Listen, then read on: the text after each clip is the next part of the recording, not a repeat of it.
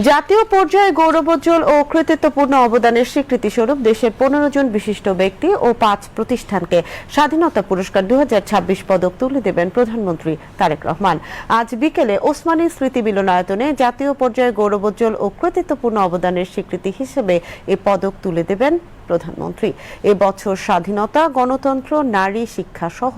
দেশ গঠনের সার্বিক অবদানের জন্য বিজ্ঞান ও প্রযুক্তিতে সাবেক সচিব ও বাংলাদেশ ধান গবেষণা ইনস্টিটিউটের মহাপরিচালক অধ্যাপক জহুরুল করিম, সাহিত্যে আশরাফ সিদ্দিকী মরণোত্তর, সংস্কৃতিতে ম্যাগাজিন অনুষ্ঠান ইত্যাদির উপস্থাপক AKM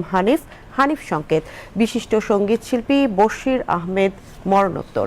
ক্রীড়ায় দেশের টেবিল টেনিসের কিংবদন্তি জোবেরা রহমান লিনু, সমাজসেবায় গণস্বাস্থ্য কেন্দ্রের প্রতিষ্ঠাতা ডাক্তার জাফরুল্লাহ চৌধুরী মরণোত্তর, মোহাম্মদ সাইদুল হক, রাজধানীর মাইলস্টোন স্কুল অ্যান্ড কলেজে যুদ্ধবিমান দুর্ঘটনায় নিহত শিক্ষক মেহরিন চৌধুরী মরণোত্তর, জনপ্রশাসনে কাজী ফজলুর রহমান মরণোত্তর, গবেষণা ও প্রশিক্ষণে মোহাম্মদ আব্দুল বাকি, অধ্যাপক MA রহিম ও অধ্যাপক ডক্টর সুকমল বড়ুয়া এবং পরিবেশ সংরক্ষণে প্রকৃতি ও জীবন ফাউন্ডেশনের চেয়ারম্যান এবং চ্যানেল আইয়ের পরিচালক আব্দুল মুকিত মজুমদার বাবু।